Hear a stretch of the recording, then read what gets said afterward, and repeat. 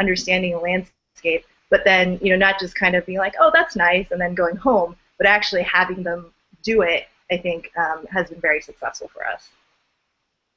Great. Can you tell us a little bit more about the actual process whereby you send these bulletins out to the volunteers to get it in their hands? How do you go about choosing content? How often does this happen? Those sorts of details.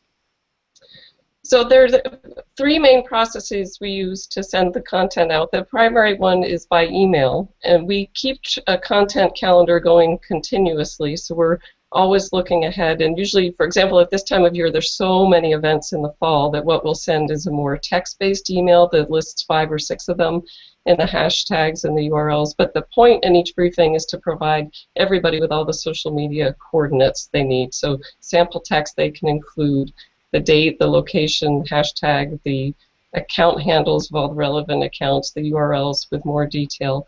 And then as the year progresses, we'll do briefings that are focused on a single event at a time, and at those times we often have a promotional image that people can share on their own.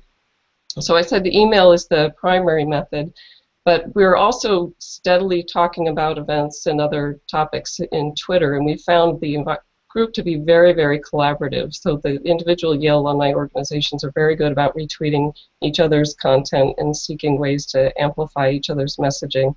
And then all the time we measure we promote hashtag Yale Alumni. So that gives individuals at any time the opportunity to put a topic out there visible to anybody who's searching on the hashtag, and it also helps us become aware of things that might not have been on the horizon for us. I know one of the things that people always get freaked out on the staff side about is what if you have something like a community and people begin to use it for marketing purposes? Have you seen any sort of bad behavior in terms of that hashtag, in terms of tag jacking or people promoting things that aren't really appropriate?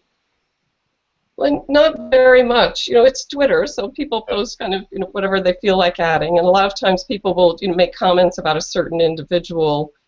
I just mean like a person, and they just use the handle or the tag because they're trying to describe that they're an alum, but it's not really a comment about our programming or our activities.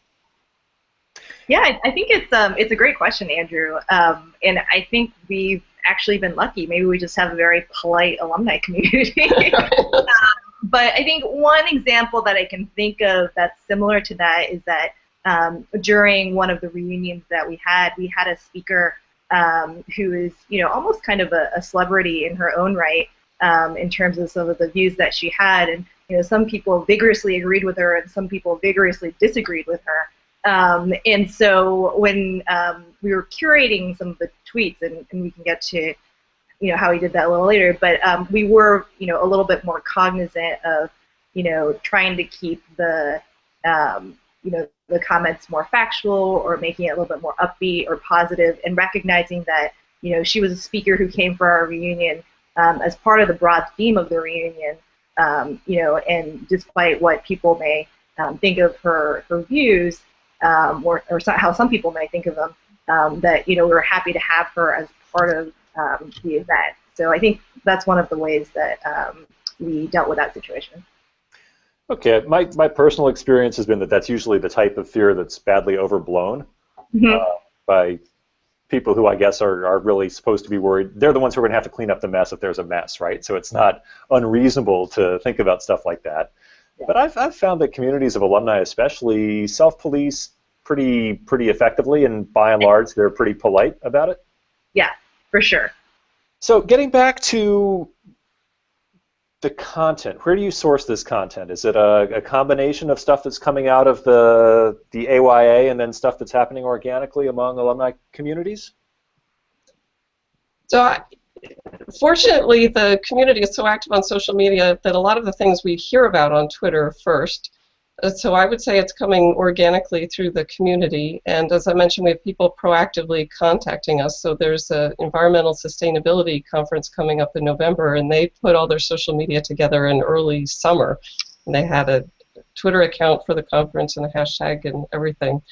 But we do also check the AYA calendar online. As I mentioned, we coordinate with staff from time to time. We just share a list of dates or vice versa to make sure we're not missing something.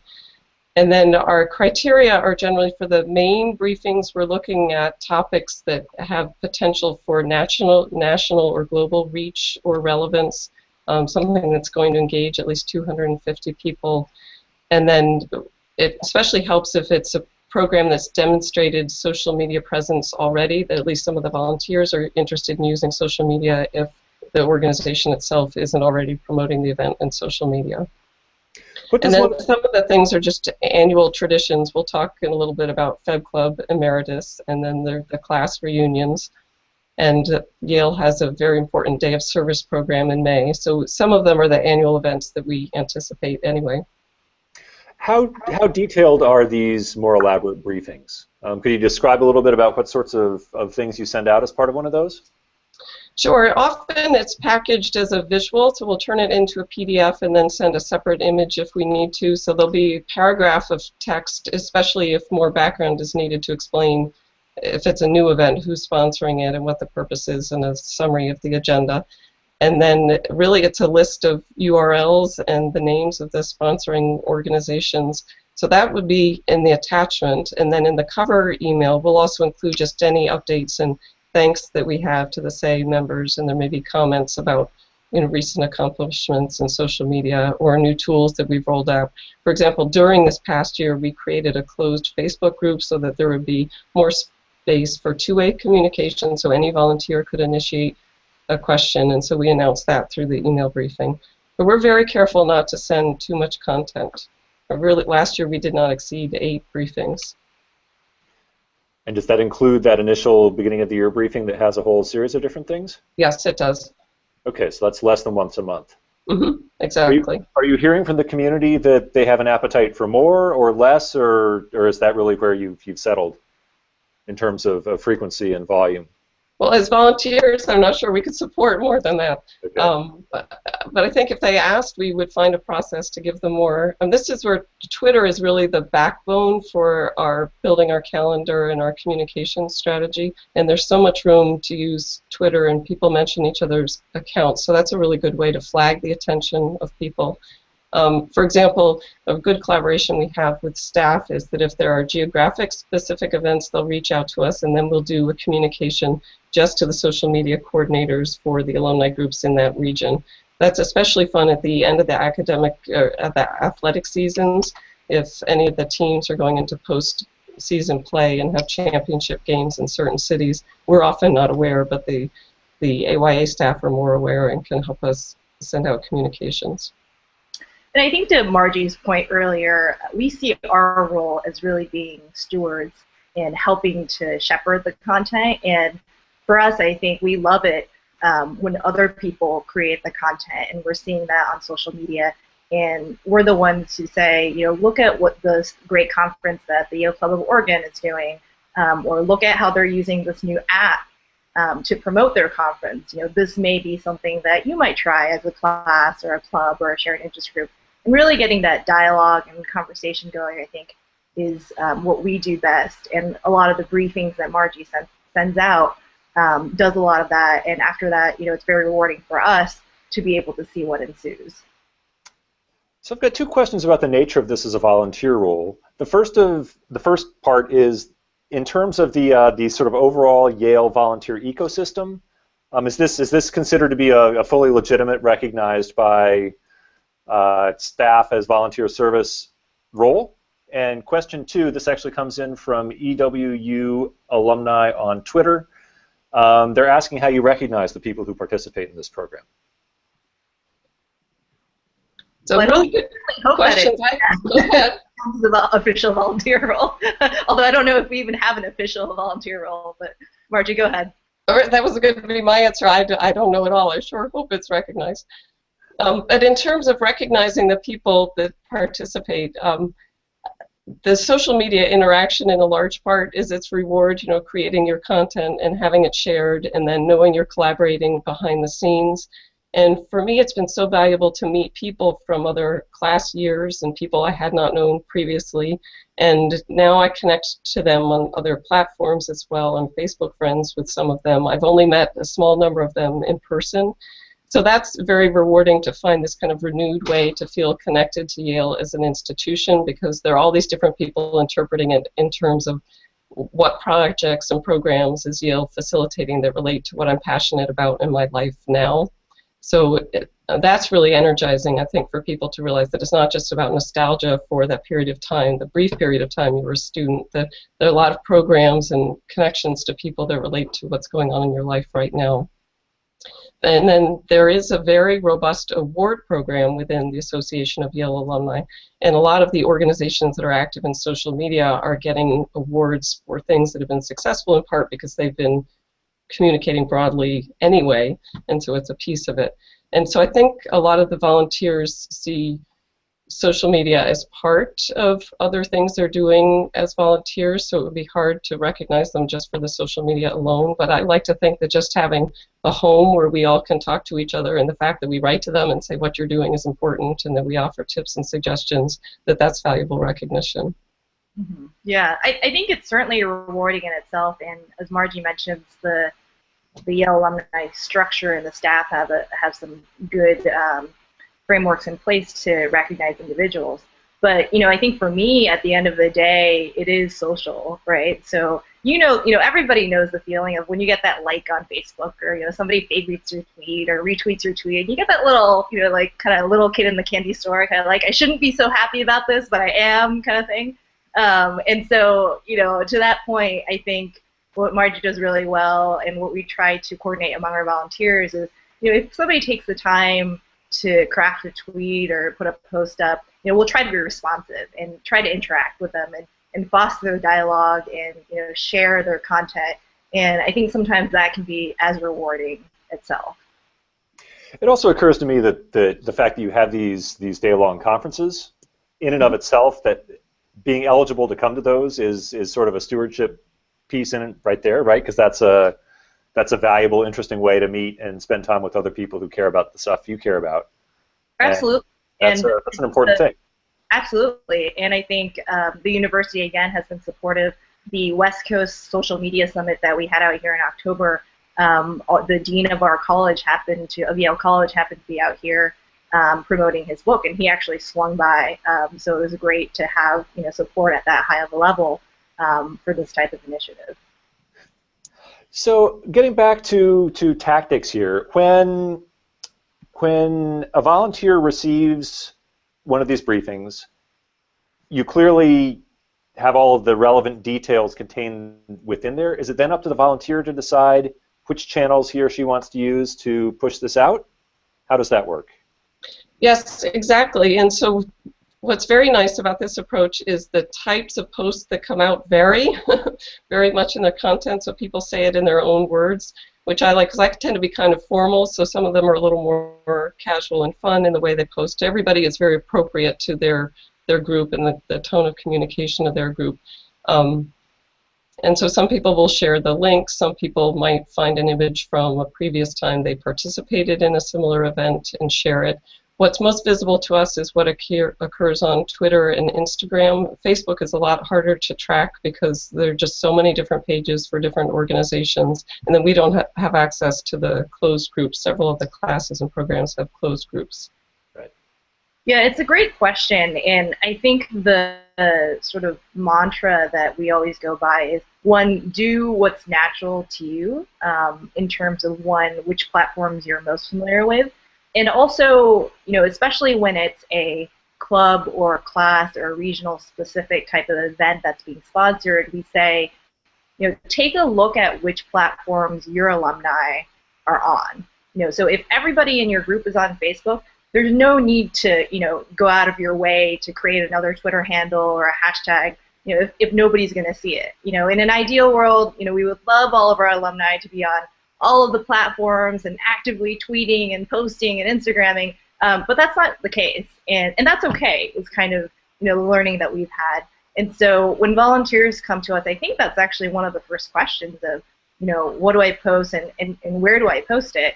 and we say, take a look at your user base. And sometimes it kind of has to be a combination of, what you might think of as non-traditional and traditional methods. A lot of times, as we were just getting started engaging alumni to even use social media, we set up all the social media, and we'd actually send out an email and say, don't forget to tweet, or don't forget the hashtag, and just constantly reminding people that people want to see your content, so please share it, and reminding people that the platform is one that you're comfortable with and one you think your audience is mostly on, because it's kind of a wasted post if you tweet or post something and sort of nobody sees it, and that's not rewarding for the individual as well. Yeah, I think those are both incredibly important points. The whole issue of where is the actual audience for a particular group, and then go where you're comfortable. I can't tell you how many conversations I've had with volunteers who, just for the sake of argument, let's say they come in and they feel like they have to have a Twitter account because otherwise they're letting their class down, and then you ask them, are any of your people on Twitter? And they say no. And then you ask, are you comfortable writing in 140 characters? And they say no. And then you say, well, you don't have to do it. And they're like, thank you, I needed that validation. But boy, there's little more painful than somebody who's trying to do social because they feel like it's their duty, and they're not enjoying it, and it just doesn't feel right. So I think it's great that you're a resource that can help fellow volunteers navigate those waters. And another objective in our briefings is not so much to encourage people to post, but also to tell them where to tune in. There's this digital conversation that's going to be happening next weekend, and we think you'll really enjoy participating even if you can't attend in person, and here's the hashtag and here's what you should look at. And so another strategy we use is extensive preparation before certain events to make sure that there's plenty of live coverage on Twitter. And there are two examples Sarah can talk about, and then we have on Storify, we encourage everybody to look. I think this past academic year there were 15 events with enough social media interaction to warrant creating recaps in Storify. Wow. So it's storify.com/Yale alumni. So part of that is in the briefing is to tell people to tune in because we have this richness of conversation. And Sarah, do you want to talk about the Yale Alumni Nonprofit Social Enterprise Conference and the Yale Asian Alumni Reunion? Because these are very repeatable tactics anybody can use to encourage more sharing during an event. Yeah, thanks, Marjorie. I'd be happy to. I think one of the key takeaways also for us, in addition to being on the right platform and tweeting and doing something that's natural, is sort of, and this was true of both of the conferences that Margie just mentioned, was to borrow the Nike slogan, just do it. Sometimes, Andrew, to your point, people aren't comfortable on Twitter or haven't done it and haven't had the training, but almost it kind of holds them back. They think that they have to craft the perfect tweet, and what if they mess up and their kind of Twitter profile is ruined for the rest of their lives, kind of thing. And so I think one of the things that we've realized a little bit is, yes, it's public, yes, people are going to be able to see it, but if you ever stare at a Twitter stream for more than 1 minute, especially an active one, you see how quickly things go to the bottom of that feed. And so there's actually a really good chance, we always say, there's actually a really good chance. We hate to burst our bubble, but there is a chance that all your friends may not see that tweet, and that's okay. You can retweet it, etc. So I think definitely that aspect of it. But the two conferences that Margie mentioned, one was our Social Enterprise Conference, which was an inaugural conference for the Yale Alumni Nonprofit Alliance out of New York. And some of the tactics that Margie mentioned that we utilized was doing a little bit of upfront research about, we realized that a lot of our speakers and panelists already were active on Twitter and had handles. So we made a little bit of a collection of all the speakers and panels, and we passed that out before the conference to the attendees. And some of the attendees even asked us, they said, oh, this is really great. Are we allowed to tweet this? And we said, absolutely, we want you to be doing that. And so kind of one of the strategies there, I think, was just to be omnipresent.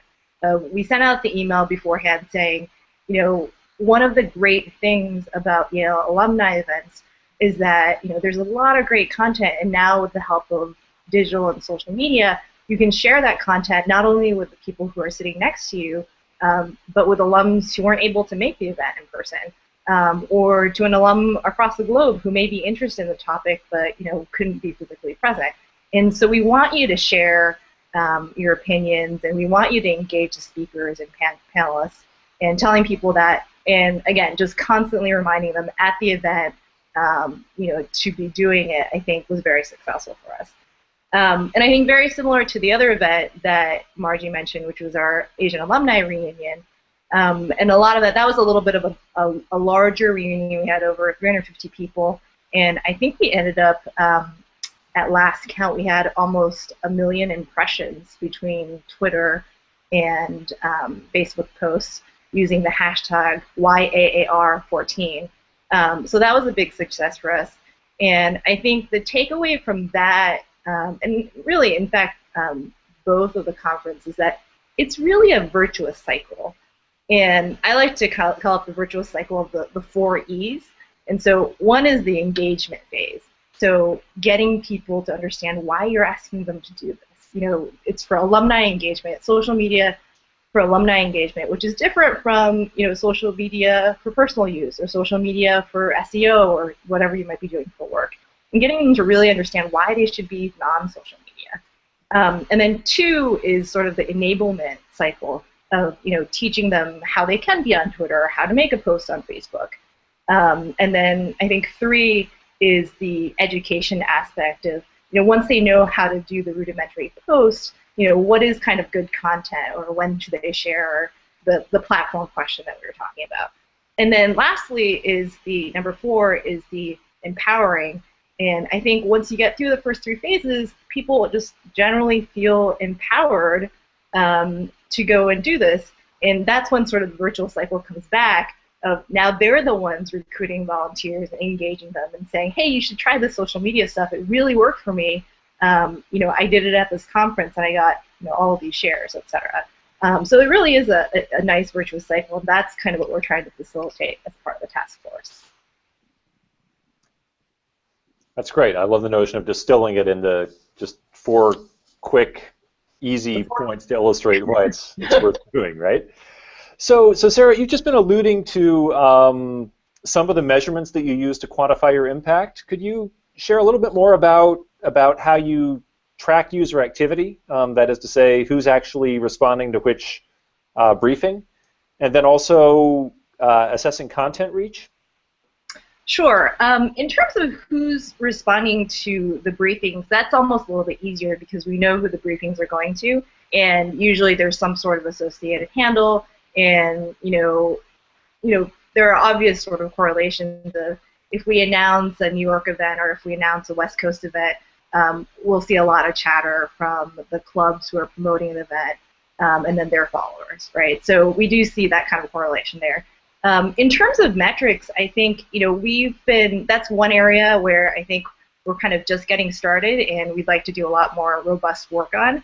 A lot of the analytics out there, the Twitter analytics or Topsy, that are free, I think sometimes don't let you go back in time far enough to look at historical reach.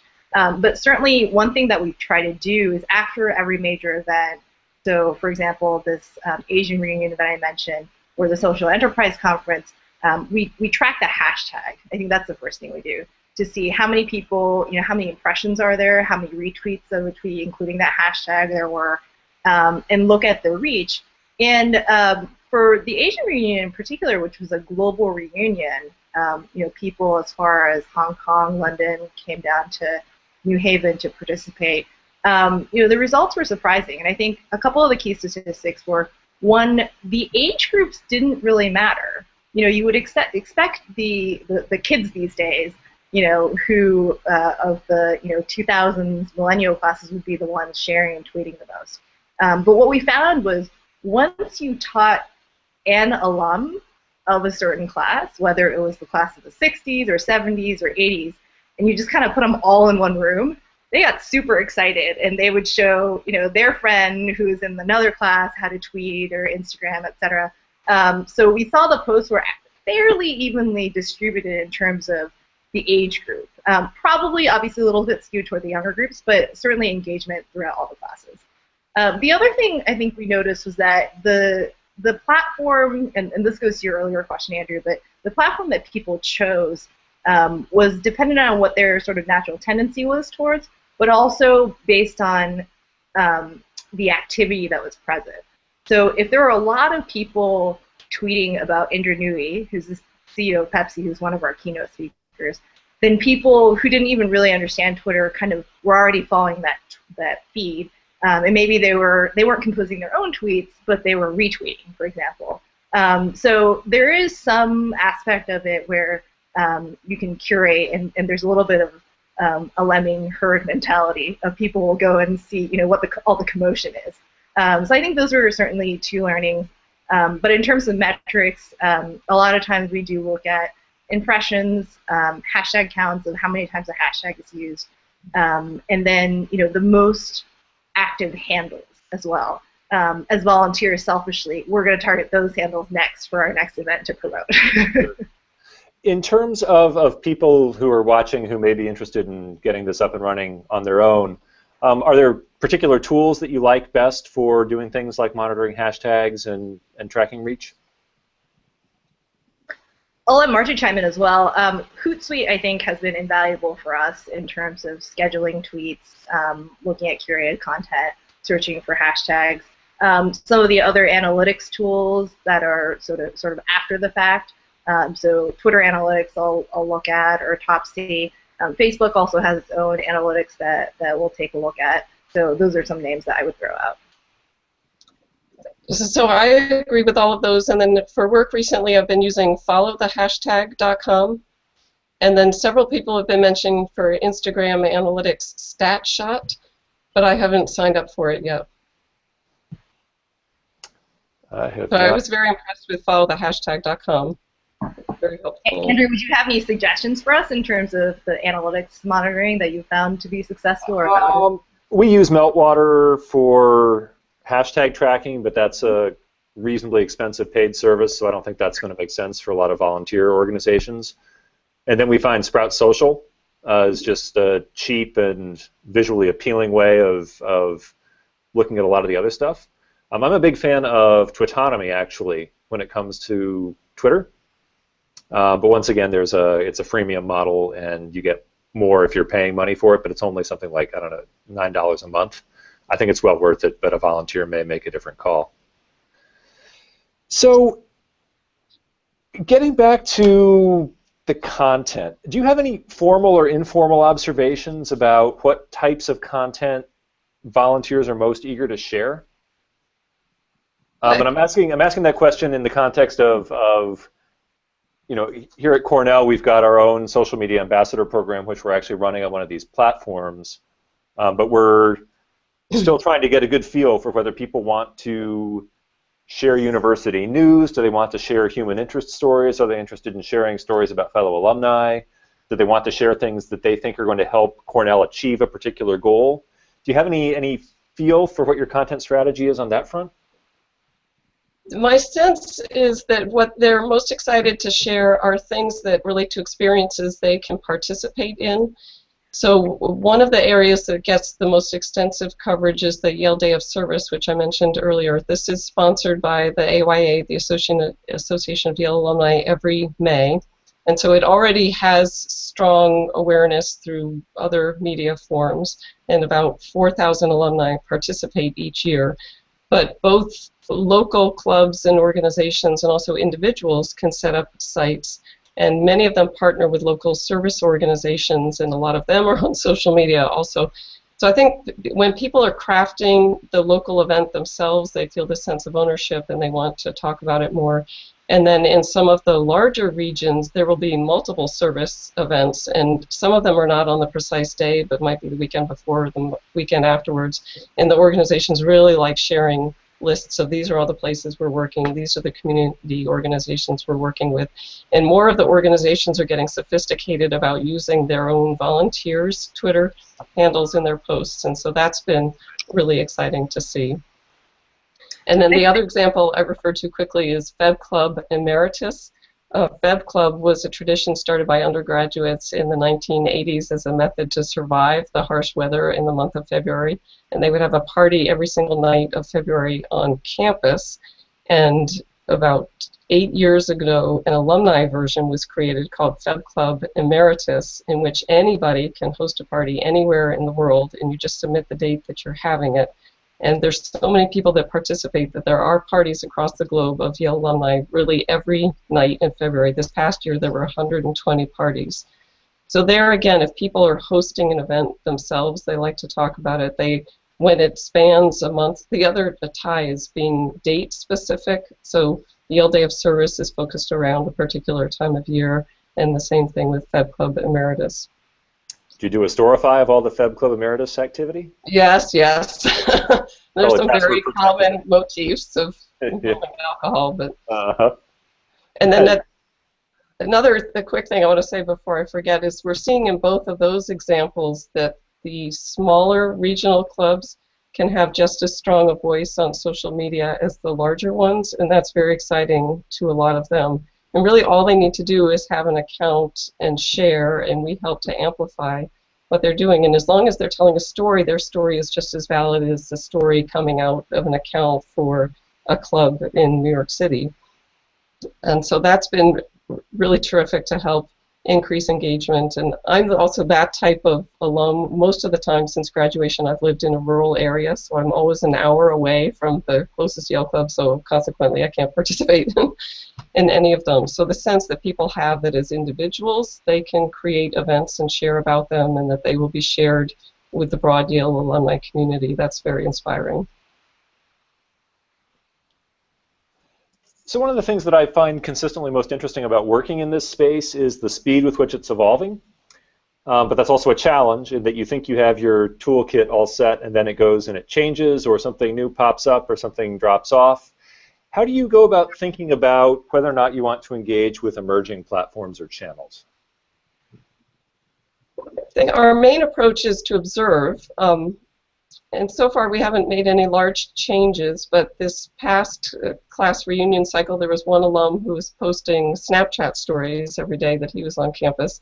And Yale Athletics recently announced a Snapchat account. So we'll keep an eye on things like that. And then Sarah referenced earlier just staying pertinent to what works for your group and your user base and your type of conference. So Sarah, do you want to talk about the upcoming healthcare conference?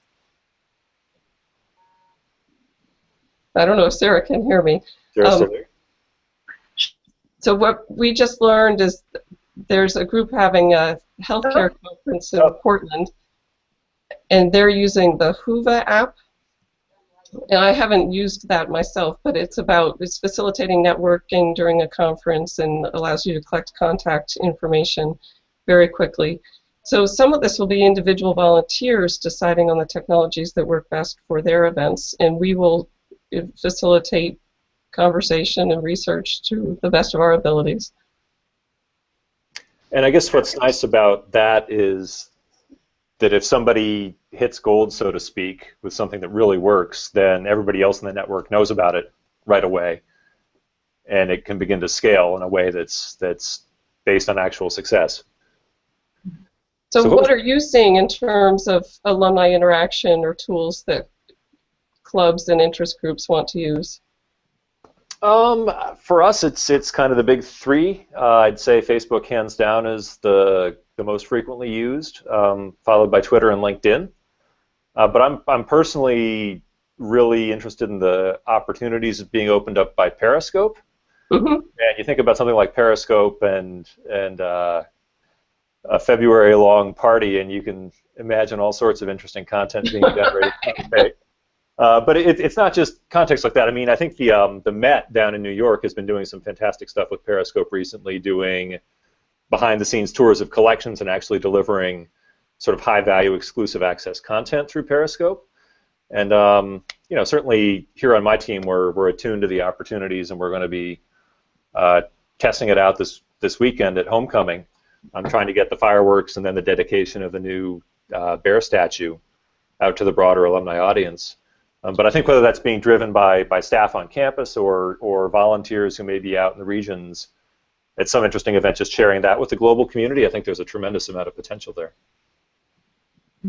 So as a side note, because my work at Cornell relates a little more to student affairs and the student population, we've been spending a lot of time looking at Snapchat, and that's where I see the interesting behind-the-scenes tours.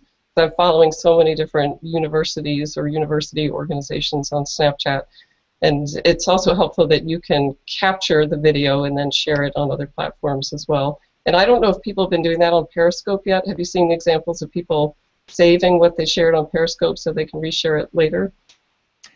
My impression is that it's not, you got to work to save something on Periscope. I think there's a sort of time after which your archive is no longer available.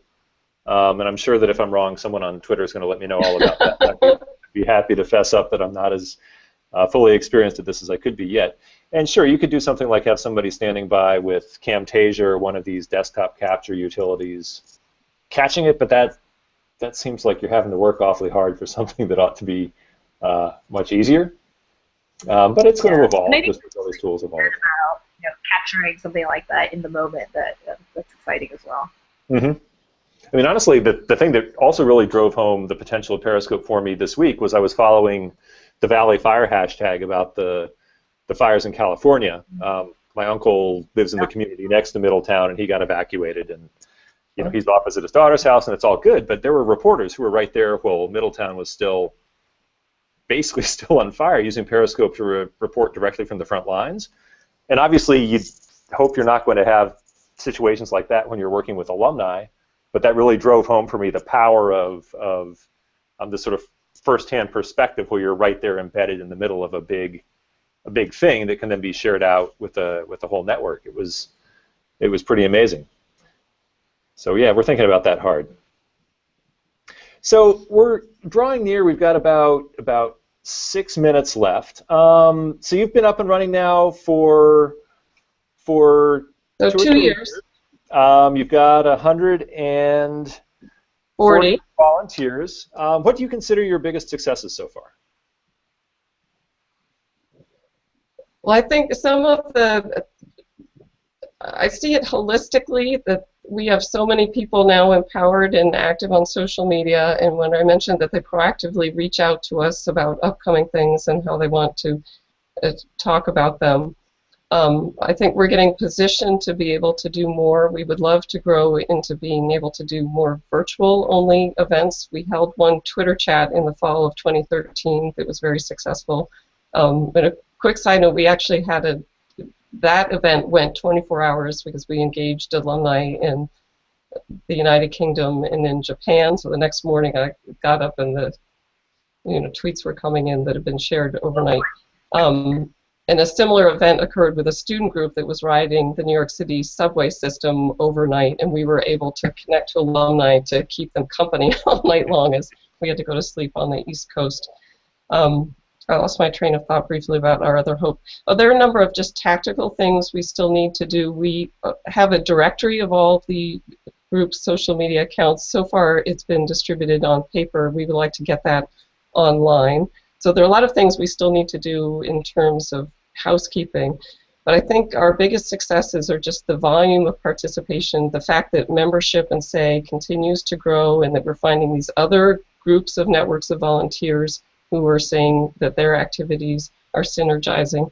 And just last week, the insight came out that the committee that works on communication for volunteer organizations would very much like to collaborate with us. Nice. So just this continued enthusiasm and the fact that there's an endless list of more ideas of things that we could be working on is a sign of the success. I think if we had to summarize in one word, it would be connectedness. So, people who had not spoken to each other since the last reunion, or maybe since they graduated, which for many people can be decades, connecting and finding each other. Or people who I would never have necessarily reached out to, but because of social media, I am now connected to. And not only do I see their Instagram feed every day, but when I see them and meet them, I know something else about them. Things like that. I think the connectedness, and as you might imagine, Yale and I'm sure a lot of universities already have a lot of great content and structure and For example, the Yale Day of Service that Margie mentioned, our last ambassador for that was Supreme Court Justice Sotomayor, who has a Yale affiliation. And being able to support that type of event and share that type of event is rewarding. The previous year, it was the presidents Clinton and Bush and their families who supported the Day of Service event. So it's a lot of that kind of sharing, and I think a lot of alumni are, because of the alumni structure that's already in place, they belong to a class, a club, or some sort of shared interest group. But we really found that social media is the connector between those dots, that there is always room for more connections. And the fact that I think that it, quote unquote, works, we've had organizations come to us and said, because of social media, somebody on Twitter, wanted to get involved and volunteer. Somebody wanted to sponsor an event. Somebody tweeted us and asked how they could donate to our organization. There are metrics like that, I think, that have definitely validated all of the work that's being done, not just by Margie and me and the committee, but by all Yale alumni volunteers, that I think it makes it worth it. How about Instagram success stories or use cases? We've got a question on Twitter here asking for more details about Instagram. So we have an account on Instagram, and there is a fair amount of activity there during events. It's a challenge for Sarah and I because we are not in New Haven, so there's a point at which I think the audience on Instagram would like photos that are actually coming from campus. But people share photos with us, so that's a lot of content curation. We have to be very proactive to reach out for it. We have individual classes that are getting involved on Instagram. And earlier we were talking about, your audience might be very small in a certain platform, but if you're comfortable starting an account, I say go ahead, because we need the voices out there. So even if your class is not large enough to have a strong following on just Instagram of your classmates, the rest of the alumni community wants to see the photos that you take during your reunion. Or if you just happen to be in New Haven for another event and are sharing photos, we want to see that. And then on Instagram, the hashtag is key, just the fact that people that know that the Yale Alumni hashtag is very active and useful. And it's interesting in contrast to Cornell, where I work. At Cornell, I feel searching on the Cornell hashtag is very useful, and you see a lot of content from people who are in the community. New Haven is different in that it's in such an urban corridor, and so many people are traveling through and visiting. If you search on the hashtag just Yale on Instagram, you get a lot of content that's just of people driving by taking photos of buildings. You don't get a feeling of what the community is doing. But having our own hashtag Yale Alumni helps to focus the content on Instagram. I don't know, Andrew, what would you add to Instagram strategies for alumni? I think my staff lens is so strong here, I'm having a hard time taking it off. One of our main use cases is following the hashtags and then resharing great content primarily on Facebook, and we find that makes the original user happy because their photograph is getting sort of broader circulation, but then it also tends to drive likes on our Facebook page because they tend to like the page, their friends come through and like the page, and everybody sort of wins. But we're thinking consistently about more strategic use of Instagram to actually achieve particular goals, be they registrations, be they reminding people that there's a giving deadline coming up, that sort of thing. So we're almost out of time. One final question. As digital volunteers yourselves, could you tell us a little bit about what motivates you and how members of the audience can help digital volunteers at their institutions? Sure. Well, a couple of the themes we've touched on already, which is one of the rewards is just the interaction itself and the meeting new people and feeling connected and getting a renewed sense of connection to the institution. But I would say giving the volunteers freedom and autonomy is a big piece of it. So don't have a lot of checkpoints. You could talk about strategy, but let them build it and let them connect to people. And then all of us as volunteers have learned so much more by collaborating with each other. And then another thing Sarah said earlier is that almost all of our volunteers have shown their capacity to do more. Many of them are doing social media for at least 2 accounts for individual Yale alumni organizations and clubs. The other point would be where are you going to find your digital volunteers, and I would say to look on social media. They're probably already posting about your events or the institution now, so interact with them through the social channels and then connect to them behind the scenes. Great. Sarah?